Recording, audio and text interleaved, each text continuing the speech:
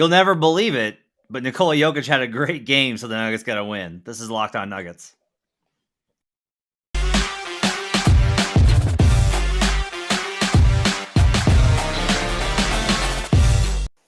Welcome to Locked On Nuggets, your daily Denver Nuggets podcast, part of the Locked On Network, your team every day. Thanks for making us your first listen each and every day. You can find us on YouTube, where we're free and available on all platforms, including YouTube. Make sure to hit the subscribe and like button and the notifications button so you can join the show live on YouTube. Today's episode is brought to you by PrizePicks. Check out prizepicks.com and use promo code NBA or go to the App Store and download the app today. PrizePicks is daily fantasy made easy. My name is Matt Moore. I'm the senior NBA writer for the Action Network. His name's Adam Mares. He's director of content for DNVR, thednvr.com, where you can find his excellent work as well as all the pre and post game shows covering the Nuggets. This is going to be a quick show because it's very, very, very, very late. It is a late night. It is currently 1 o'clock Mountain as we begin this episode after the Nuggets 106-100 victory over the Sacramento Kings. We felt like we needed to do a show for a number of reasons, including, our advertisers, but also because Jokic once again does it. I actually think there's some interesting stuff to talk about from this game. I want to ask you this. Do you find yourself at the point of, I don't know what else to say about Nikola Jokic? Kind of. I mean, it's still interesting. I feel there are things to talk about, but I mean, I honestly don't know. 38, 18, 7. I just don't know, how to analyze this guy. What am I analyzing? Yeah. The other night, somebody was making fun of me because I said that it was like a lesser game when he had, I can't remember what the numbers were, but it was something like 28, 15, and 7. And it's like, yeah, I just don't know how to analyze this guy. I feel like he can do everything. I feel like nobody can stop him. So it's hard for me to be fair to him. Jokic was 15 of 21 from 2-point range tonight, was 0 of 2 from 3. He once again got to the free throw line, third straight game. I'm starting to notice a trend here, Adam. Something has shifted. He drew 9 free throws tonight, 18 rebounds. Good God. If a player got 18 rebounds on the Nuggets 4 years ago, we'd be like, let's talk about the rebounding of this player. And with Jokic, I'm just like, 18 rebounds. Good for him. Along with 38 points, 7 assists, 1 steal, 2 blocks, light work, plus 6. They won by exactly his minutes. Yeah. That is what happened, is that they were even in the non-minutes, which we'll get to, and plus 6 in his minutes. And that was the game. That was it. That was the determining factor. Nuggets in Sacramento on the first night of the back-to-back without Will Barton, who I imagine this was the ankle's still a little sore. Back-to-back, we want him for tomorrow. Let's rest him. No Bones Highland and Jeff Green, who, congrats to him, father of a new baby girl. So, oh wow, I didn't know that. I was Michael Malone shouted out Jeff Green at the end of the press conference, and cool. That's gave what it was. And best wishes for Jeff. Said this one was for you, Unk. So there you go. That's why we had an interesting rotation tonight that featured Facu Campazzo and Zeke Naji, along with Davon Reed starting. We've gone back and forth on this. We had a testy exchange earlier this week about how good this team is, but I do have to know. I do have to admit, I was going to bring this up today, so I'm glad you are. Good on you. That when I do look at the starting lineup of Monte Morris, Austin Rivers, who was out of the league a year ago, Davon Reed on a 2-way contract, Aaron Gordon, who's a very good player, but had a bad game tonight, and then Jokic. Those are your starters. It does put into perspective the level of talent. I think the players are good relative to a lot of the other rotations that I watch night to night in the NBA in terms of their skill sets and abilities, but they are all still playing multiple levels above the rotation spot that they need to be. Like Monte Morris, who's your starting point guard, and tonight was honestly the second best player on the team. And even if we'd slotted them pregame, he would have been the third best player on the team. It would have been Jokic and then Gordon and then Monte. And so Monte is the 6th man for this team, and he is playing 3 spots up. Austin Rivers is the 8th or 9th man. He's playing 4 spots up. Davon Reed is the 10th man. He's playing 5 spots up. Davon Reed, I think, is the 11th or 12th man. Yeah. He's out. Yeah. I mean, I like him. Yeah. You've talked about how much you like him. It's an interesting question, right? Of all these things, but this is really, I think, more the key of what this is like. Maybe the compromise we can get to. We have the Nuggets have a large number of players that are excellent for the role to which they are intended to play. They are not good fits or not the caliber of player of the role they're intended to play in terms of the hierarchy of this team. Is that accurate? Yeah, this one, this one was a bad game for the group. I mean, It was. it was just a really, really below par performance, offensively, focus wise. Trey Lyles was really feasting early on. I mean, this was one of those ones where Yoke kind of had to win it, and I kind of have to give a credit. I have to give a shout out to Monte Morris. It was Jokic and Monte Morris, who, by the way, they have been great closers for several weeks now. But those two guys just had to go out and do it because I had no confidence in anybody else. Shout out to Austin Rivers, who hit one big One shot big down the three. stretch. He hit one big shot, and maybe that was the difference. You just needed one guy to do one thing. But yeah, this was one of those nights where Yoke was. He was so aggressive tonight, and I don't know why. Maybe he saw it. Maybe he's around the team, and he's like, "Wow, these guys are dragging. Like, I'm gonna have to come out and dominate tonight." But to me, I thought about our conversation about is it just Yoke, and like tonight was one of those games where largely it kind of was. I wonder how much of this was Sabonis cooked him last time. Could Like be. he had a really good game last Yep. time. Didn't cook him. He had a really good game last time. No, he And could. You could say. I mean, that was he outplayed him. Yoke rarely gets outplayed. He was outplayed. I every time I never know which way to go with you on that. So, but with Sabonis not playing in this game, I wonder if Jokic is friendly because they're both Euros. But I wonder if it was kind of you had to miss this game. Oh, that's too bad. 38, 18, and 7. I really have no idea why Yoke came out the way I'm glad he did. I don't think Denver wins it, but man, this was like, Yeah. he was mean tonight. Yeah, he set the tone. Poor Damian Jones, man, who like played He hard. He did he so played many so things well. hard. He tried. So He and like really that's did. not I'm not trying to be patronizing. Like I'm Right. genuine. I was like, "Oh, that was like really good defense." Oh, you got it. But that was really good defense. Like, oh. And like he made a few good defensive plays, and you could Yeah. tell it was like, hey, you stuck with it because the plays where he didn't get stops, Jokic was kind of clowning him and not Yeah. clowning him to like be a jerk. It just was like he was putting moves on him that Damian Jones was just like, man, I don't know what to do here. Yeah, I love this. He looks like he was on a mission, but what was the mission? Like I agree. He did look like he's on a mission. I just don't know what that mission was. I guess it was to win in Sacramento. I kind of looked at this game and was a little. I mean, you know me. I'm always kind of I'm a contrarian with the Nuggets in many many ways, but I think especially with the schedule where it's like everyone goes like, well, they'll probably beat the Kings. That's the one where I'm like. This is the easy one, but you're on travel 3rd and 4 nights. You're shorthanded, no Sabonis, letdown spot. It was a letdown spot with no Sabonis and a look ahead spot. So, that all kind of combined. Like I was talking to somebody who was like, I'm really like, what's the deal with AG? It's like always worried. I was like, I think AG will be great tomorrow. Like, I feel pretty confident that Aaron Gordon's going to have a good game against the Warriors. I hope you're right about that. He looked tired to me. I mean, one of the stories here to me is that Yoke somehow did not look. I mean, he looked tired down the stretch.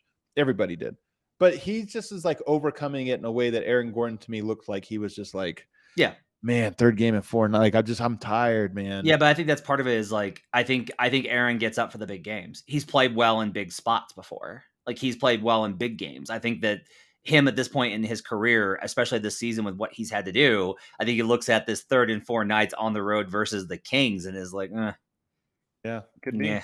Again, motivation is a huge. Maybe this is one of the unique edges that Jokic provides, where if motivation is the biggest edge in the NBA regular season, and Jokic's motivation is entirely indecipherable, it's going to allow for games like tonight, where he's locked in, ready to go, ready to power through, even when the team is like, Yeah, maybe that's what it is. I also just wonder. I don't think he's gunning for MVP or this or that, but I do think that this is a big week. I mean, he's on this 3-game heater right now, and maybe it's one of those things. I remember. I'm going to go way further than you. He's listening. You think? Oh, he's getting the clips, and he heard me being like, "Hey, I think it's done. I think Yoke's kind of tailed off," because I've been saying that. I've been like, you know what? I think I bet. I'm the opposite. I'm kind of like I think he's still in the MVP. Like. Oh, that was me on. I'm sorry. Let me be very clear. That was me on Saturday. Oh, okay. Before this heater. Yeah, Okay. so on Saturday, I put in 2 big bets on Jokic on Embiid to win MVP. I was Mm, like, Jokic's kinda tailing off, he looks tired, he's a little checked out. mm, You got the game on the 14th coming up, like, yeah. all the momentum's with Embiid, and then I go to the game on Sunday, and he does what he does to the Pelicans, and then he does what he did to the Warriors on Monday, and then he does this. So, glad you're Oh, listening, dear. Nikola. Thanks for joining the show. Make sure to jump in the comments. Leave us a 5-star review, Nikola, since I know that you're listening. He's not listening, but anyway, I do think you mentioned like I think he's going to steal it. I think you're right. Like I've literally shifted my opinion in the last 4 days. He's playing at this insane level. I think if he plays tomorrow and has a good game, and especially if Denver gets the win, a 4 wins in 5 nights with him putting up the numbers he's put up is just like you have to be able to point to either games or moments or stretches and say that was that. And that's just one of those ones where you're going to say, look at that stretch, all timer. Let's take a break, and then I want to hit this from Nicholas in the comments, who says Joel Embiid scored 40 points, and it's all over ESPN, and then Jokic goes for a 40-point triple-double, and no one talks about it. I want to talk about this because I think it's Yeah. important to, like, I want to try and get Nuggets Nation on the same page and, like, validate everyone while also, like, recalibrating the conversation. I think that that's one of the things that's interesting to come out of this, and this little stretch that this incredible stretch that Jokic is on. Um, I meant it in terms of it's been 3 games, Adam. That's all I meant. And this cool little stretch where he's doing all these little stats, like, oh, you. Catch me on Undisputed tomorrow morning. There you go. Oh no, did he freeze? Do come back. But first thing to tell you about Prize Picks. All right, NBA fans, are you looking for a daily NBA fantasy option? Then you need to try the award-winning app Prize Picks. Prize Picks is daily fantasy made easy. We love it, and we know you will too. You just pick 2 to 5 players and over/under on their projections, and you can win up to 10 times an entry, and it's just you versus the projected numbers. Entries can be made in 60 seconds or less. It's that easy. Prize Picks is safe and offers fast withdrawals. Use the award-winning app on both the App Store and Google Play. Prize Picks offers any prop you can think of, from points scored to rebounds, even steals. They also have turnovers, which I used tonight to get myself a nice little 2-way because I had Jokic over 30 points and I had LaMelo Ball over 3.5 turnovers because I think LaMelo Ball is terribly overrated and has played terribly this season and knew the Celtics would cause turnovers. He had 6 in the first half. Cha-ching. For limited time, Prize Picks has an exclusive no-brainer of an offer for all of our users. Users get $50 for free if a player in your first Prize Picks entry scores a single point. But you got to use code NBA. That's right. This is an exclusive offer available for Locked On Nuggets fans. Sign up today and use code NBA, and you'll get $50 for free if a player in your first Prize Picks entry scores a single point. Prize Picks is daily fantasy made easy. We'll be right back on Locked On Nuggets. Thanks for making Locked On Nuggets your first listen. For your next listen, check out the Locked On Now podcast. Nightly recaps of every NBA game with analysis from our local experts. It's free and available wherever you get podcasts. All right, second segment here with Adam Mares after the Nuggets get the win over the Sacramento Kings. Adam, they've won 12 out of their last 14. It is incredible. And with the Dallas Mavericks loss to the New York Knicks by 30 tonight, Luka's never beaten the Knicks in Dallas before. Little odd trivia comment. The Nuggets are now tied in the loss column with Dallas. They remain 2 games back of Utah. They keep pace ahead of the Red Hot Wolves, whose schedule increases over the remaining part of the season. I will tell you that the Nuggets schedule has recalibrated itself. They are through the easy part of the schedule. Via tankathon.com, the Denver Nuggets have the 7th toughest remaining schedule according to opponent record. They have a lot of home games and they have a lot of rest coming up. They're through tomorrow night is their second to last back-to-back of the season, but the schedule does get tough here for this. It gets easy at the very end. It's like weird. It gets easy at the last like 7 games or something, but they go through the gauntlet kind of begins here in this next stretch. So I want to go back to this because we're talking Jokic and we need to talk Jokic, and Jokic deserves to have a lot of conversation. Nicholas said this before. I teased this before. Joel Embiid scores 40 points and it's all over ESPN, and Jokic goes for a 40-point triple-double and no one talks about it. So tonight, and like I've noticed this over the last, I don't know, it's been increasing over the last 3 months. It's gotten really intense over the last, I would say, month or so. One thing I used to know, and believe me, like this is something that I pay attention to because like I'm a small market guy. Okay. I was raised in Arkansas. Okay. Mm. I've lived in Kansas City. I root for the Memphis Grizzlies. I like that I love that the Milwaukee Bucks won the title. Like, I pull for small market teams, and Denver is definitely a large market that is treated like a small market in the NBA. And I always kind of note, like, it would always drive me crazy. And I've called it out before from Slam or Clutch Point or ESPN, all of these major things about how a highlight reel will just be like, you look at the night, it's just like Laker, Knicks, and that's it. Outside of like a handful of guys. Tonight's the last 3 games, Slam Magazine has had highlights from Nikola Jokic. I don't think I've ever seen that in consecutive games before. Bill Simmons tweeted tonight about the 38-17 from some guy in Denver making fun of the idea that he's overlooked. Zach Lowe had a rant about how Nikola Jokic is being overlooked in the MVP race and that needs to stop. I'm here to tell you that Nikola Jokic has gotten his flowers. The florist has come. Nuggets fans have wanted Jokic to be appreciated and noticed on a national scale, and I am here to tell you that he is, especially that Sunday night game. Tim Bontemps, Tim McMahon, like the list of people that were on Twitter being like, holy God, Jokic was long. There's going to be holdouts. Okay. There's going to be holdouts. That's the same as anybody. If there would be holdouts for Jokic, in this conversation as well.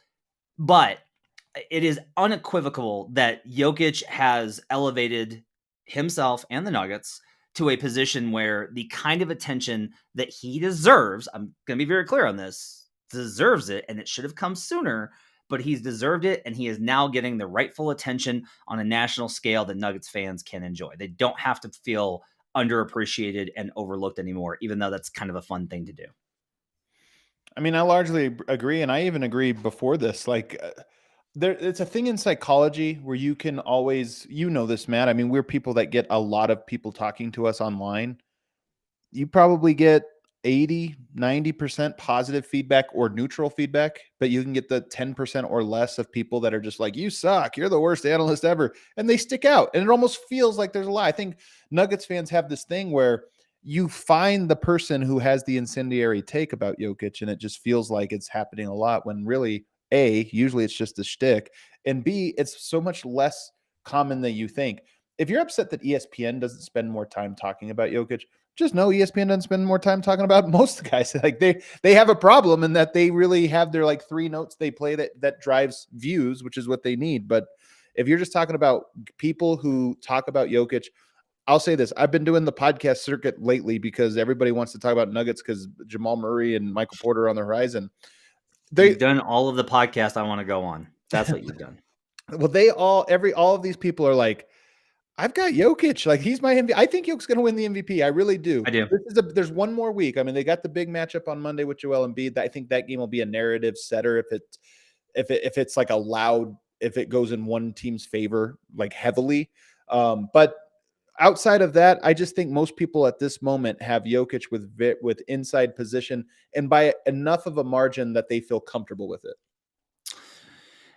Yeah, look, I take this very seriously. I decided when I worked at CBS that you have 2 choices when you cover this league. You can either ignore the awards and be like, it's silly, who cares?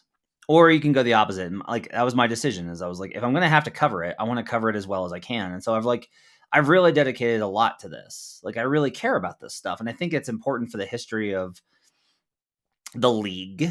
I don't know that's history. It's like the interesting question is like, is the NBA MVP important in the history of basketball, or is it important in the history of the NBA? And there's a slight differential there, but I really care about this. And I work real hard to get past the bias. There is a bias. Like, I have to admit it because I see it from Everybody has bias. Like, well, and this is the thing. I can't look at every other right. Like, Tony Jones is kinder to the Jazz because he watches them and he understands how good they are, but that's also going to color and it implants a perception. And it's the same with Jason Jones of the Kings, and it's the same. Well, maybe not Jason Jones of the Kings, but like it's the same with like even Fred Katz with the Knicks and these type of things. There's just, if you cover them, right? Yeah. So like I have to be aware of that I'm going to be, and it's been apparent. People have called me out on it, and it's something that I battle. I cannot, whenever I try and look at this thing from a 10,000 foot view, when I try and look at all the things that matter to me for MVP, it's not just that Jokic is the leader. And Embiid, I always say this. There are guys that are not worthy of MVP. I can tell you, I'm doing a deep dive on John Morant right now. Ja's not worthy of the MVP. He's been amazing. He's been Yeah. incredible. Not an MVP. Embiid's an MVP level caliber guy. Giannis is an MVP caliber guy. But with Jokic, I cannot get an argument. I cannot find any angle There that isn't holds one. up to my logic to put anyone above him. I Yeah. just can't. There's not one. I do think that these games, I mean, like if you go into Monday's game and the 76ers win by 20 points and Embiid just dominates the game as the best player on the court, I do think it's going to swing things in the other direction. Like if it's a narrow game, like Denver's supposed to lose that game, they're on the road, whatever. But if that game has a dominant outcome, I think it could swing it. But like I said, right now, I just think people are recognizing it. This 3-game stretch matters. I mean, I think it's the best 3-game stretch of Jokic's career. So I think that it matters and people are noticing it. And then by the way, there's highlights mixed in there. It's not just like, oh, the numbers have been good. Like that move he put on tonight, that 6-part combo move, that was an all-timer. Yeah. That's one of those ones where you look at it. It's funny. That's the one thing Jokic lacks when you pair him against Curry or KD or even Joel Embiid, is people will say the feeling of of it being inevitable when they have a great move like that. That was one of those moves where you're like, yeah, I don't know what you do to that. Like, what's the perfect defense for that move? There isn't one. That was just a perfect move that really cooked the guy. I think the only other thing on Jokic that I have is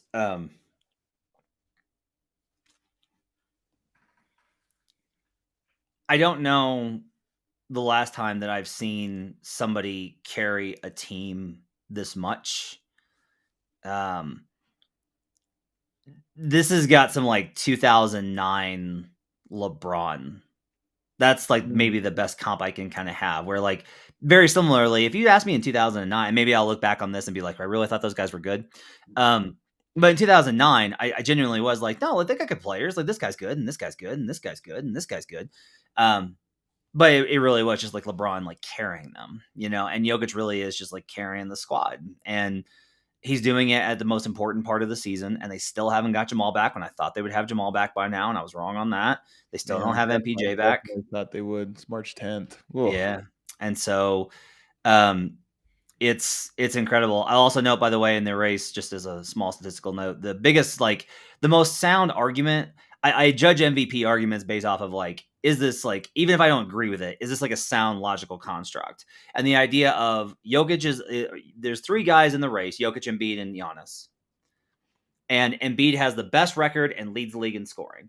I don't agree with that structure, but that's like a sound one. Giannis tied him for points per game tonight.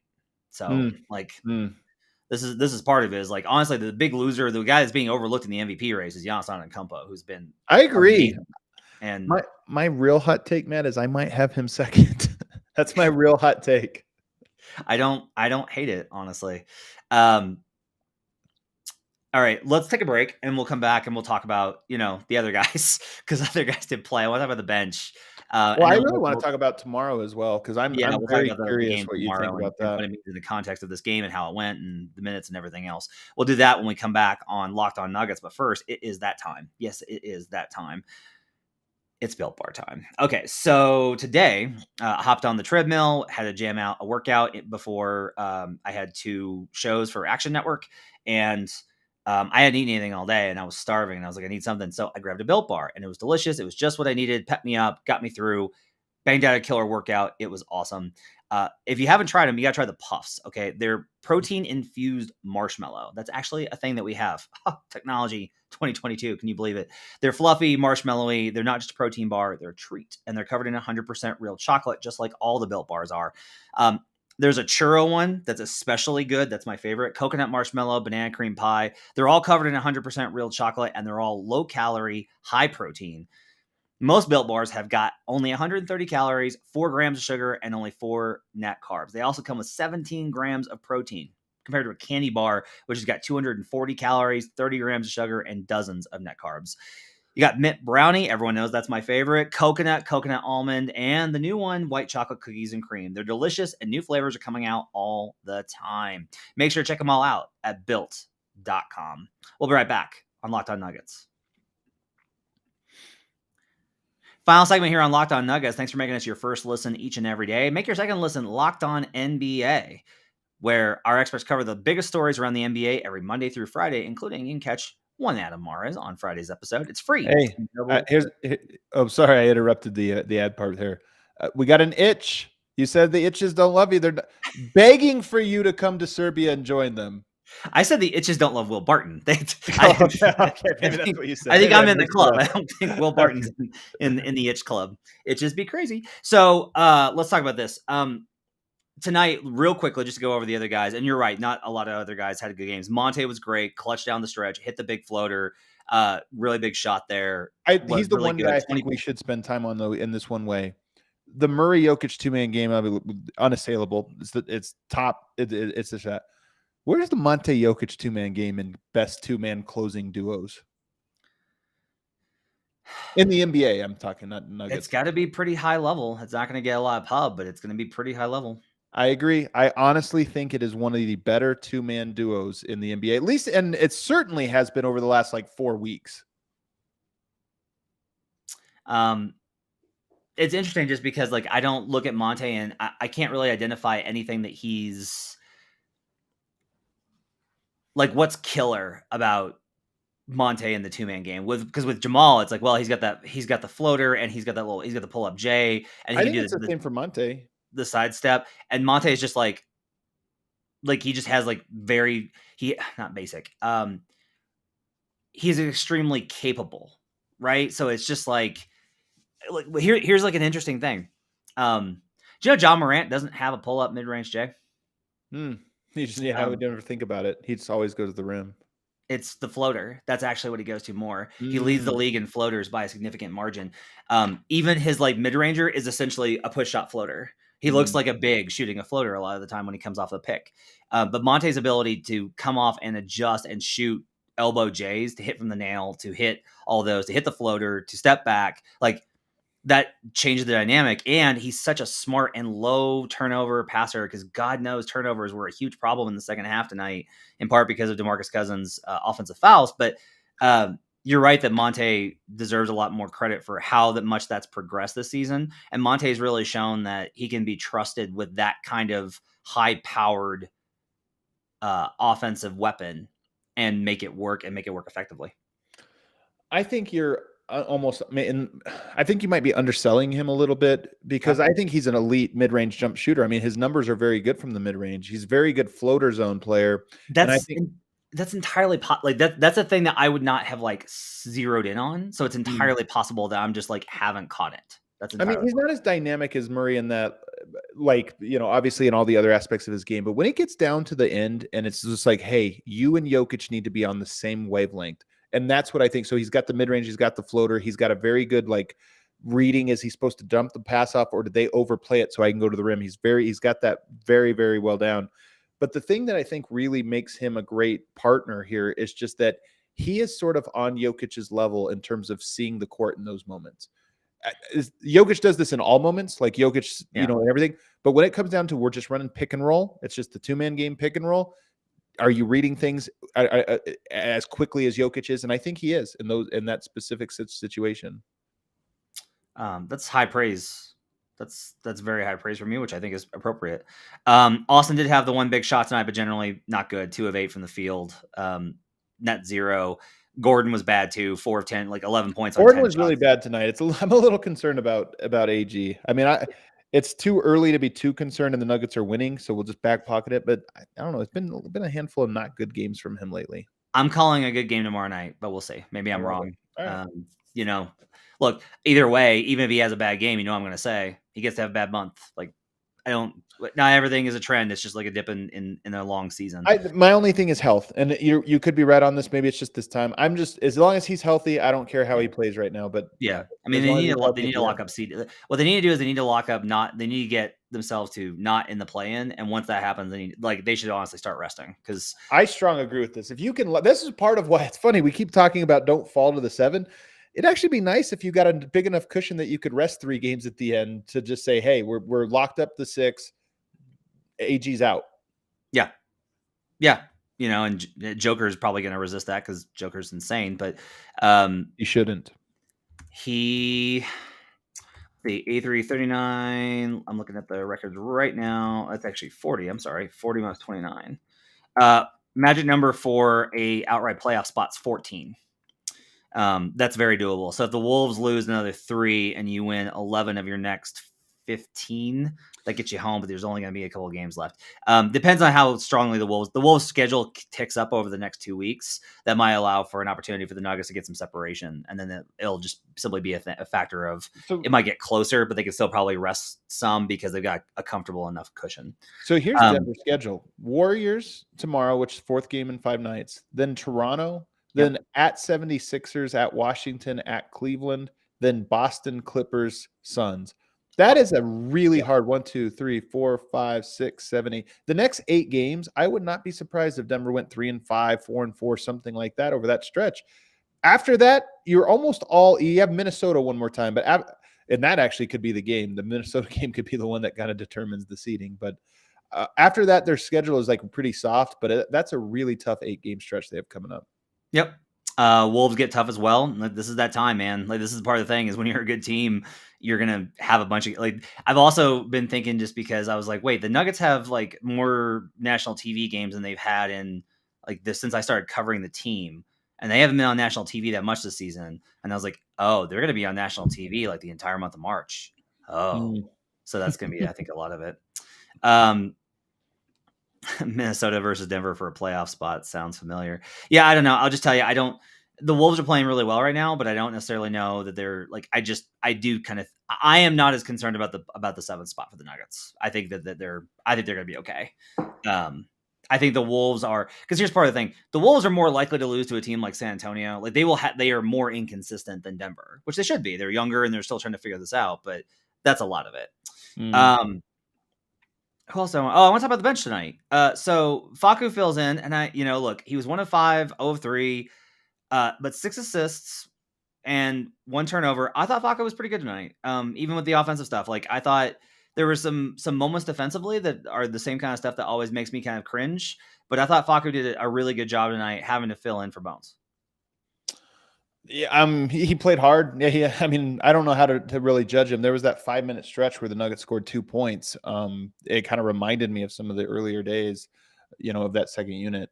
I don't have strong take. My only strong take of any other player outside of Monte and Jokic is that Davon Reed got benched. Like that's meaningful to me because this was kind of his chance, and he got benched for defensive lapses. Yeah. Yeah, you were right on that. That was a good call out by you on Twitter, by the way, because I was like, really? So then, like, I went back and watched the clips and was like, oh, he's right. So, yeah. I will say, like, I know that Bryn Forbes' line, 11 points on 11 shots, is bad. I just like the fact that Bryn is able to actually contribute. Like, he hit 3 threes again. Like, you just 4 of 11 is not bad. By the way, 2 of those were prayers he had to put up against Justin Holiday. That like. Yeah. So really, he was 4 of 9 with 2 prayers in there. Like, I don't know, like who else was scoring? Who else was doing things in that game? Yeah. So I thought he was good. DeMarcus was once again a little out of control. Just, same issues where he's just not able to handle how he's officiated. Yeah, he's been losing his cool lately. He needs to take a deep breath. The Nuggets are on a winning streak. Like, calm down. Everything's going well. DeMarcus Cousins in a little bit of a rut. A little mini rut relative to how well he was playing for 5-game stretch there before that. Because you're a big Zeke Naji guy, he did play 20 minutes tonight. I was kind of curious your thoughts on Zeke. Malone played him because he doesn't make mistakes. Okay. That's what happened. And he went out there. He wasn't playing in position, but he guarded and he didn't make mistakes. And it actually was nice. And I think he had 4 steals tonight, which was kind of shocker. But it actually is meaningful to me that Davon Reed got benched for Zeke Naji. It was like a little circle of trust thing there from Michael Malone. That's interesting. Yeah, especially in that spot. Okay, so tomorrow, back-to-back, 4 games in 5 nights. Golden State Warriors. Warriors are going to come in with a little bit extra motivation, a little bit pissed off about the whole cancellation thing. Oh, I think they're going to play hard. I think the Warriors are going to try to have a statement game tomorrow. I really do. I would anticipate that. I think that's fair. The Warriors are favored in Denver, which is a very rare occurrence. They're favored by 4.5 points in this game.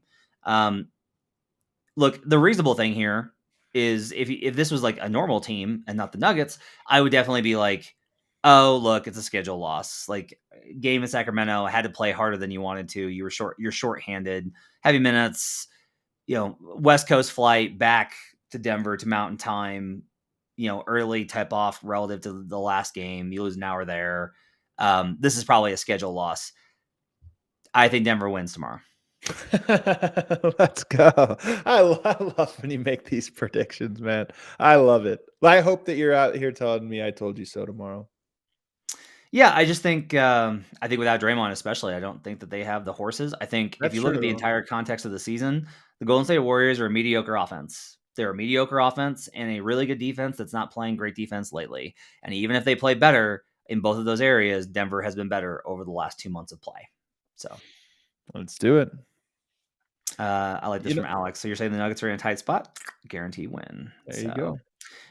The Nuggets the Nuggets would sweep the Golden State Warriors in that instance, wouldn't they? They're 3-0, aren't they? I don't know that it matters. Like all of these things people keep saying. I just don't know how much it matters. I'm yawning so much. I know people are seeing me here, guys. It's 1:30 in the morning, 1:34. We've been grinding. We've been having some long days. I got an early morning. You know what we are doing, Matt? We're like Nikola Jokic. Here we are. We don't not taking the night off. We're playing through these back-to-backs. You know what I think that deserves? A 5-star rating and review, as well as a subscribe to our YouTube channel. Everybody go do that. Trying to get us out of here. You're just like, I'm done. I'm out. We're finished. I did tell you that we were going to do like a 15-minute show and we're at 36 minutes. All right. We'll go ahead and get out of here. By the way, the Nuggets did sweep the Sacramento Kings this year, so they don't hate Malone that much. And they will sweep the Golden State Warriors if they win tomorrow. Thanks for joining us, everybody. Make sure to check out the YouTube channels, set the like and subscribe button. Check out Adam's work at thednvr.com. Thanks for joining us, everybody, on a late night edition. We'll see you again tomorrow for another post game.